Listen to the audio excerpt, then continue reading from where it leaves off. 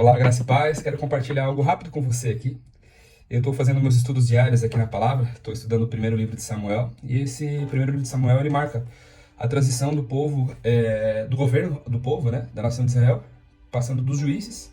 O juiz era um homem estabelecido pelo Senhor para dar direção, para julgar a questão civil, religiosa, mas ele é um governante pleno, instruído diretamente pelo Senhor.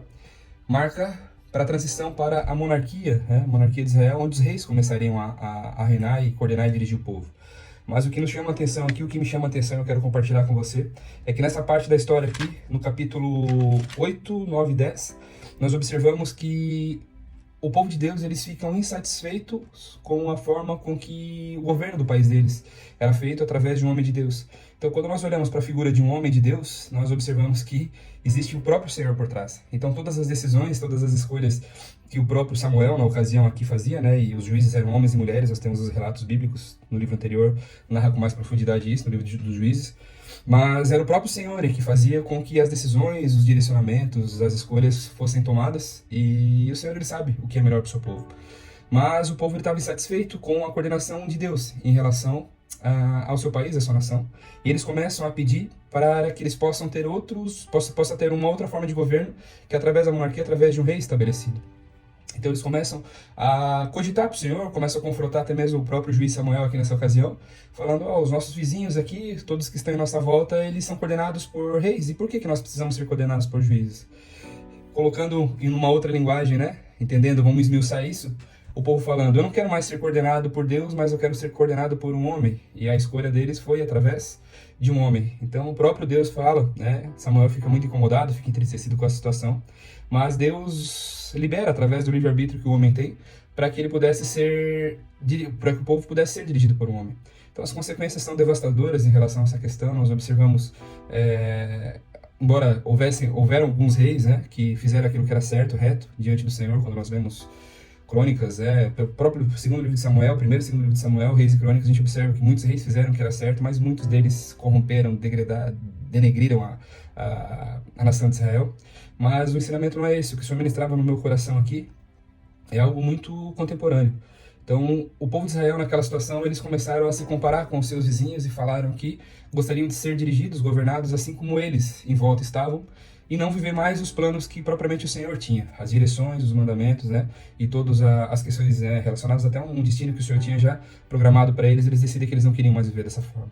E quando nós olhamos para as nossas vidas aqui na época contemporânea já, nós observamos que isso pode ser que seja uma armadilha dos nossos corações. Nós observarmos aquilo que de alguma forma tem acontecido em nosso redor e com o filtro de comparação nós queremos viver a vida daquelas pessoas sem entender como verdadeiramente elas vivem, o que elas passam e da forma como elas chegaram até naquele local e se realmente é Deus que tem colocado elas. Então hoje, felizmente ou infelizmente, através de redes sociais, nós podemos chegar com o Evangelho, podemos chegar com uma palavra de apoio, sabe, com uma palavra de encorajamento para muitas pessoas, mas grande parte das pessoas usa somente para sermos alguns espectadores sobre a vida de outras pessoas. Então, essa situação de nós expectarmos, né, criarmos uma expectativa, observarmos a vida das pessoas, pode ser que traga algum nível de comparação e nós começamos a negar os propósitos que Deus tem para as nossas vidas. Quero deixar essa reflexão para você aqui nesse dia, para que você possa estar pedindo para que o Senhor revele o seu coração, para ver se você de alguma forma não está negando aquilo que Deus tem para você verdadeiramente, os caminhos, né? Como eu falei antes, até um próprio destino, não como um local pré-programado, mas sim como uma direção a qual o Senhor deseja te levar. E talvez fruto de comparação, fruto de escolhas e tudo mais, você talvez possa estar se comparando, né, com essas outras pessoas e querendo viver aquilo que elas estão vivendo, os planos que possivelmente Deus ou até mesmo o inimigo tem para a vida deles.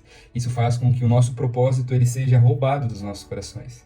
Então faça uma reflexão no dia de hoje, perceba para quais os caminhos, quais são as direções que teu coração tem apontado e se eles condizem com os propósitos que Deus verdadeiramente tem para a sua vida. Entenda, é muito fácil nós entendermos os propósitos do Senhor. A palavra de Deus, ela é a revelação das instruções do Senhor para as nossas vidas. Se de alguma forma os seus caminhos, as suas escolhas, seus sonhos, seus planos estão te levando para distante da palavra do Senhor, provavelmente o Senhor não está presente. Pensa nisso, viu? Faça uma reflexão. Entenda que nós não podemos nos comparar. O Senhor, ele nos fez de forma única. Única, única, única. Éramos somente eu e ele, você e ele, no momento em que nós fomos formados. Portanto, os propósitos de vida que Deus instaurou no seu coração, eles são únicos para você. E não troque isso por nada. Tá certo? Que Deus abençoe poderosamente a sua vida.